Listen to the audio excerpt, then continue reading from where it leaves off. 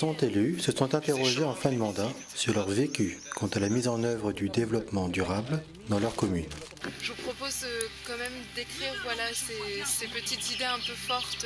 Donc je vous disais une, deux ou trois idées fortes en quelques minutes pour que ça puisse nous servir un peu de base au débat. Comme ça permettra à chacun d'intervenir un peu sur cette idée. Je crois que je m'y suis pris trop tard dans le mandat. Et je pense que c'est une action, c'est un élan à donner tout de suite en début de mandat. Et pour susciter l'initiative, en fait, je crois que la seule solution, c'est l'exemple. C'est donc d'aller voir et de pointer du doigt tout ce qui se fait dans le domaine du développement durable.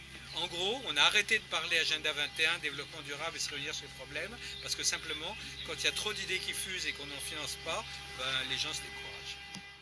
Bon, on voit quand même que c'est assez fragile, c'est-à-dire qu'à chaque fois que les élus changent, il y a un risque de perdre un peu certaines actions qui ont été mises en place ou certaines convictions qui ont été portées par une équipe lors d'une mandature et puis qui peuvent finalement être complètement remises à plat par les élus du mandat suivant.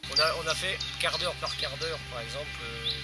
On a diminué le temps d'éclairage public, quart d'heure par quart d'heure. On est arrivé à 21h du soir. Aujourd'hui, tout est éteint à 21h du soir. Tu rejoins. Personne ne dit rien. Tu rejoins cette idée-là, c'est d'y aller progressivement. Et en fait, petit à petit, l'équipe, donc c'était le précédent mandat, l'équipe s'est trouvée embarquée petit à petit dans un fonctionnement environnementaliste, si on peut le dire comme ça. Donc il n'y a pas eu un projet politique. Il y avait un projet politique, c'était faire le bien de la communauté. C'est déjà pas si mal. Mais concrètement, c'est on va faire ci, on va faire ça, mais je pense qu'il se serait heurté à des murs bien épais d'opposition. Alors que là, petit à petit, les choses se sont construites et se sont imposées. Tout ça pour dire que rien n'est gagné. Pour moi, en tant que maire, persuadé qu'il faille avoir véritablement ce fil conducteur des développements durables. Moi, j'ai l'impression que c'est véritablement un combat de tous les jours et que rien n'est gagné. Retour en salle pour la restitution des ateliers.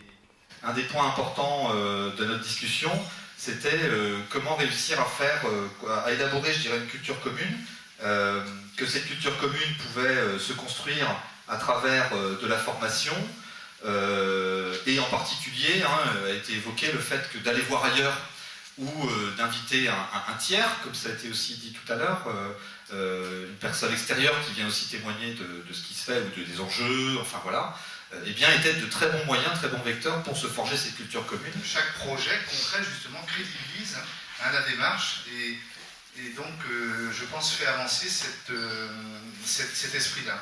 Par contre, il arrive aussi un moment où il faut savoir s'imposer, parce que tout ne passe pas. Maintenant, on arrive à un moment, les élus ont dit, voilà, c'est comme ça, et puis on roule. Il y a une culture commune, je crois qu'il y a une notion de culture. Je reviens sur mon idée philosophique de ces fameux précurseurs, mais on est dans une culture commune. Alors c'est une culture moi je continue à dire, du bon sens. Il y a un partage d'expérience. Alors ça, je crois que c'est l'essentiel, et je crois que Brudette, c'est sa raison d'être. Je crois qu'un certain nombre d'entre vous, on en parlait quand on faisait les visites, disent ça fait du bien de quitter un peu à un moment donné un mandat, ce que disait peut-être Franck tout à l'heure aussi, c'est le côté où on peut se retrouver. On a dépassé pas mal, on essaie justement de ne pas s'encombrer d'une certaine forme de fatalisme. On adosse nos projets sur un optimisme parfois même plus fort que possible, parce qu'on sait qu'on a besoin de ça, c'est un moteur.